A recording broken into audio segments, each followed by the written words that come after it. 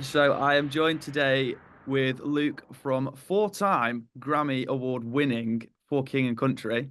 How's everything going at the minute? Oh, it's going good, man. Thanks for taking the time and being in your shelter, as we talked about before, to chat with me, man. We appreciate it. Oh, no, thank you so much for coming and talking to us. We really genuinely do appreciate it so much.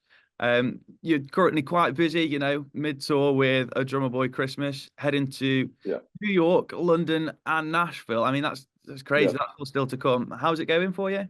yeah. We started out in LA, and we'll go to. I actually think I leave to New York tomorrow, and then we come and spend some time with you all, and then we finish up kind of this Christmas tour in Nashville. And you're right, we released a live Christmas album this year. We've also got a this tour that we're doing, a Drummer Boy Christmas Live, is also in theaters at the same time. So it's gonna be, it's been a little bit of a whirlwind of a year so far, or really Christmas season. Yeah, no, I was just going to touch on that. The Drummer Boy Christmas Live album, it came out a couple of weeks ago and Yeah, it has been a huge success. Everyone at our station absolutely loves it.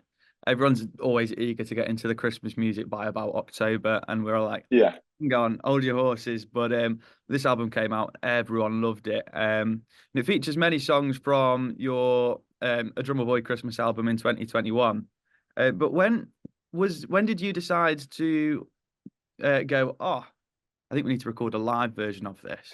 Yeah, well, I think that what happened last year was in the States, we tour our Christmas tour pretty much every year, and it's probably the most successful thing that we work on. And but the problem is if you go to the West Coast of America, the people on the East Coast are mad at you, and if you go to the East Coast of America, people on the West Coast are mad at you. And so because it's such a small season, you can't get to everyone all at once. And so we actually had the idea: what if we were to bring and record this tour that we're doing and actually put it into theaters and also record it as a live recording as well. And so it was recorded about a year ago, almost to the day. And now, because of that kind of forethought, we're able to bring Christmas to everyone all at once, all around the world, which was always the motivation. Because look, you're telling the greatest story ever written, and you're singing some of the greatest songs ever written as well. And so, yeah, that's how we kind of brought it to be. 100%. And you recorded it, it was at Houston, wasn't it? With a just over Yeah, 12,000 capacity audience. What were your feelings like that night?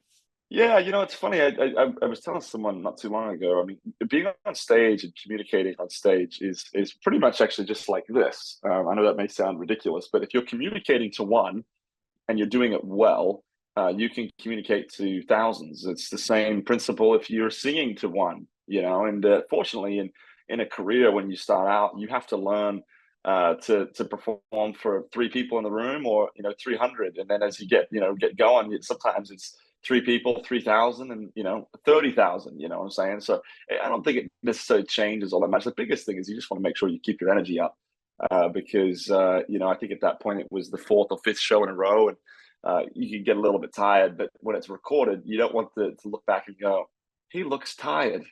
That's not a great thing. And that obviously live recording, it's now in theaters. You mentioned that earlier, and you was at the premiere for it the other night. Yeah. I've watched the trailer. It looks incredible. Just like you said, so much energy and excitement.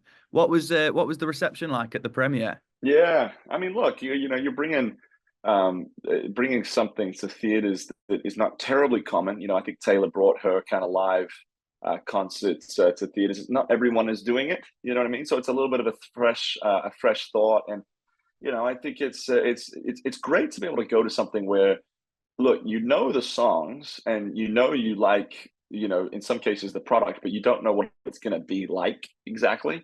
And I think for us, just to be able to give that to people. The other thing is concerts have become extremely expensive, and to be, but for the most part, most people, pretty high percentage, 80-90% of people probably can afford to go to a movie theater. And so it's been a really wonderful thing for us to be able to get to people that otherwise, we may not travel to, or it's a little bit of a cheaper ticket as well. And so it makes more people able to go. And obviously, there's also more variation in the times and when they can go and such as well. So putting it in theaters has been a lot of fun. Oh, definitely. The videos of you guys at the premiere looked incredible. Everyone looked super stoked to see it. But recently, you've been super busy. You've also released Silent Night rewrapped. Great pun. I Yeah. really enjoyed that. I'm quite interested, bit of a music nerd, behind the process of actually making this track. Was it like tweaking a couple of bits from your previous release, or was it a complete start from scratch again? Yeah, more probably the latter, or sorry, the prior, the little bit of tweaking.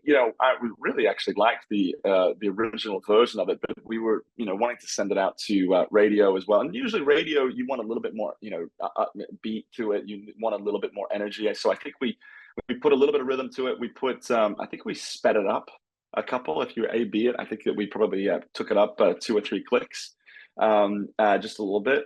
So this is the geeky nerdy stuff. So most people may not even know what that is, but if you A/B them, you'll hear an ever so slight difference in tempo. And what's funny to me is it's always amazing. You take a few tiny little changes like that, and it's amazing to see the difference that it makes. And so, in some cases, I think I prefer. I mean, this should be always the hope, right? If you redo another version, you should prefer the most recent one. But I prefer the one that we've just put out, just because I think it does have a little bit more of a intensity to it, a little bit more feel to it, and obviously I like those things. So yeah, we're pretty proud of it. I was gonna say I love it. It just makes me feel Christmassy, which is exactly what it's intended to do, which is great. Yeah, that's exactly right. Um, Obviously we'll talk a bit about For King and Country. You work very closely with your brother Joel. Um, Yeah. what's the dynamic of that like? Because especially in this country, you've heard of a few brothers falling out in bands before. Yes, I've heard rumors of that, but you know what? Everything's good now because they love each other again. They're touring. It's all good. It's funny. I think that you've got to. I've often joked that if you're going to work with family, you've got to be able to figure out a way to resolve conflict because you've still got to do Christmas together. You've still got to do Boxing Day, obviously over here. You've still got to do Thanksgiving together. And I think it's important to recognize that what you do as a profession, you've got to guard the family side of it and recognize that you're still just a brother. And so for us, we're pretty cautious and careful to recognize that when this is all said and done, and we're not doing this anymore, that we were still brothers. And so to make sure that no matter what we do, that we because at the end of the day, struggle will always find you. I don't know if you've got family or friends, you're going to get in fights, you're going to get in disagreements, but it's what you do with the disagreement that separates the men from the boys.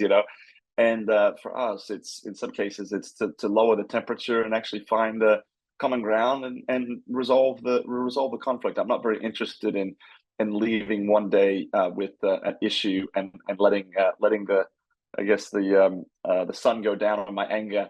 We try to resolve it as quickly as we can. I love that. Yeah, I've grown up with a younger brother, and we've and an older sister. We've had our fair share, should I say, of arguments. Yeah.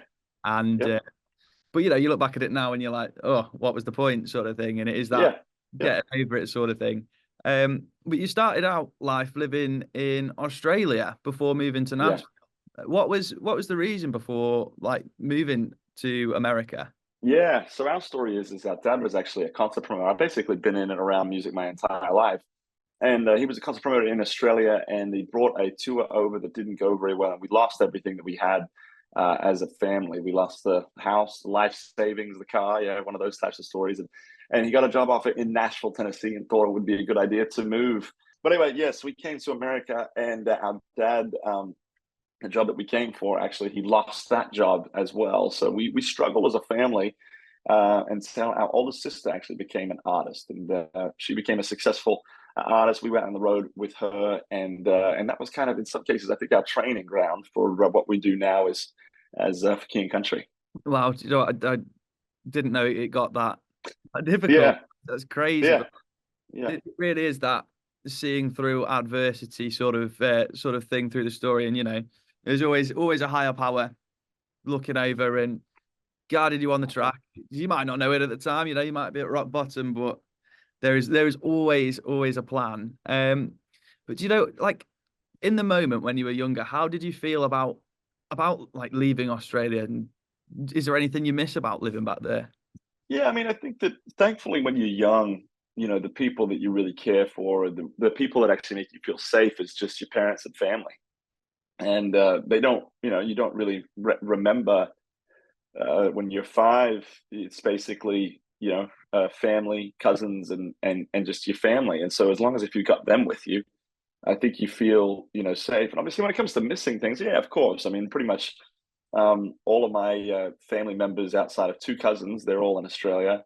I never went to any of my grandparents' funerals, because we were over here, and so you miss being there for the real moments, I think, of life. I mean, you miss the weather. It's pretty nice in Australia, and you miss the beaches. But most of the time, I think the things that you miss the most are the people. And we miss our family back in Australia. Was it? You said earlier that you grew up around music. Did Yeah, Joel himself take up music at a similar time? What was the origin story of that all? yeah. Joel was pursuing music as a solo act in his middle teen years, and I actually, my story was I didn't really think of music all that much, and I was playing sports and playing basketball. In my grade 11 year of playing basketball, I actually tore my ACL on my left knee, and that was where I kind of realized that God was saying, "I don't want you to play sports," and so I was kind of on a little bit of a journey to try and find out what was next. I actually went to my mom and I said, "Mom, everybody else in the family's got the thing that they're good at, and the thing that I felt like I was good at is I think it's been taken from me." And she said, "I think that by the time you graduate high school, there's going to be one thing left for you to do." And sure enough, I graduate high school, and I think that fall, Joel comes to me and says, "Hey, what do you think about writing some songs and singing on some demos and just seeing where music takes us?" And at the end of the day, that's quite a number of years ago now. And look, there's all sorts of struggle in music. For about 4 or 5 years, we were, kind of turned down by every record label and had all, that was the story. But here we are now. I think music sometimes is a little bit of a survival game. Can you stay optimistic enough and for long enough to actually do some of the things that you feel like you're called, you're passionate about doing? And I think for us, we had just enough to get us to where it was actually starting to work. Yeah, it's ended up in such an amazing place. It's 3.6 million monthly listeners on Spotify. It's you know over a million followers on social media. It's become an absolutely humongous thing now.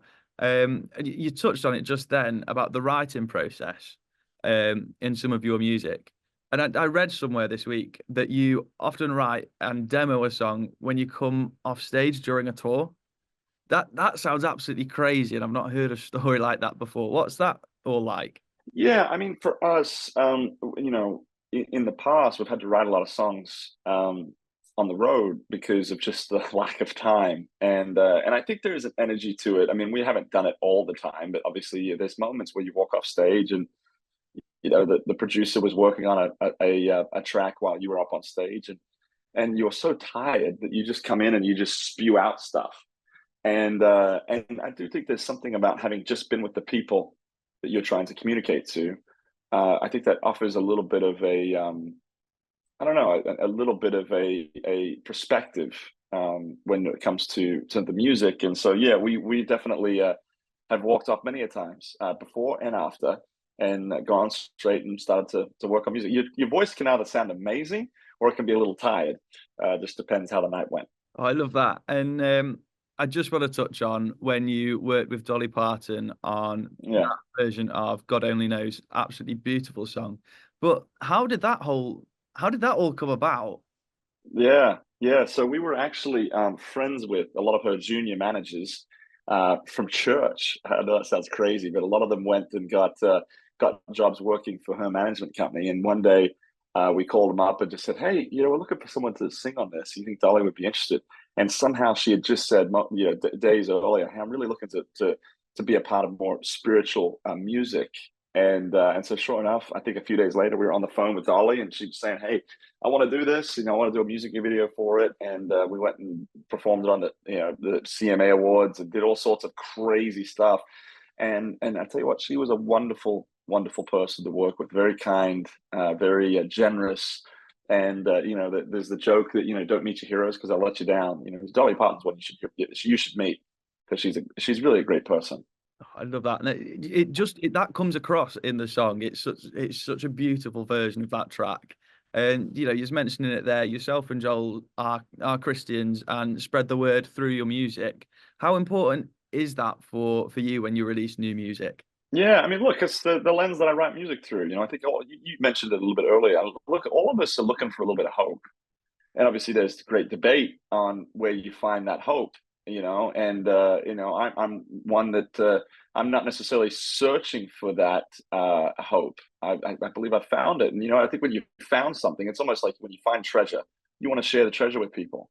And that's the way it is for me. And so it's not necessarily this. It's something that it's the perspective I live my life by, and that doesn't necessarily mean it has to be, super, intense in the way that it's come across, or dogmatic by any sense. But it is something that I think that as I said, when you found something special, when you've found something life changing, I think it's almost irresponsible for you not to convey that to others. And that's the joy that I have, that I get to have through sharing this music with people. And what was that? What was that first time when you found faith like? Oh, it transforms your life. It's funny. You read books about it, and you hear people, and look, I don't know if people that are listening to this are faith focused or not, but you hear, whether or not you are or not, you hear people that go, "I stumbled upon this, and it impacted me," or whatever. I was quite a young lad when I actually was having a hard time just with telling the truth. And it was through conversation that I had with my mother that I got to realize, because everybody has made mistakes in your life. What do you do with your mistakes? Because they go somewhere. And I think I realized at a young age that I need something to give me a little bit of forgiveness, and I needed something to give me a little bit of grace. And so from that moment onwards, man, I've hinged my life on it. We talk about Christmas shows. There's a reason why. I mean, think about this. We don't even realize it, but every day we're nodding to the birth of Jesus, because he took BC to AD.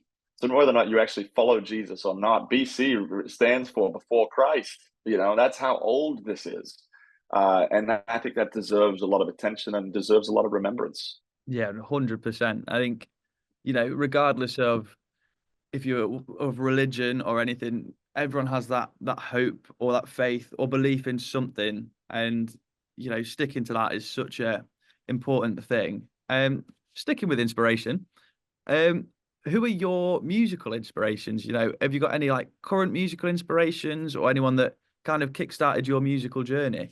Yeah, well, having grown up around music, I think that one of the things I've always said, this is like music according to Luke, so this is not like studied by any means, but I think the music that you listen to from the ages of 4 to 10, somewhere in there, that's actually the music that shapes you. That doesn't necessarily mean you're always going to love that music for the rest of your life, but if you listen to that music, it, depending on how they're doing music, what are the melodies doing? It kind of curates your likes and your dislikes. And so a lot of the music that we're listening to at that time was bands like the Goo Goo Dolls or Seal, or, as I got a little bit older, another one was Switchfoot. Obviously, you've got the U2s of the world, you've got the Beatles, you've got those types of things. And but the band that did kind of change me almost the most, and I started to ask myself, could I write music like them? Was actually the band Switchfoot. They had released an album called The Beautiful Letdown, which was quite a number of years ago. And I remember thinking to myself, I wonder if I could write a song for another. Like, this music is impacting me. And that was kind of the beginning of, and it's not even necessarily something that we're stylistically even similar. I think that's one of the things that I find so interesting about when people ask about inspiration. It doesn't mean that you do it exactly, don't do music exactly like they do. It just might mean that makes you ask some questions about your own craft. And I think those are some of the bands that have certainly done that. I love that. And I also have to ask, are there any sort of Christian artists that you look up to or recommend currently for a listen? Yeah, I mean, look, Switchfoot is one that I would say. We grew up on Amy Grant, and, Michael W. Smith, and those types of people as well, and actually got the privilege of having Michael come do a guest vocal, and he played on a song called "Place in This World" as well. But when it comes to current ones, man, I think Forrest Frank is a new artist that's doing some pretty cool things that I enjoy his work. So yeah, if you're looking for something, I would say give him a listen. I love that. I love just opening up to new music. I think it's such a powerful medium.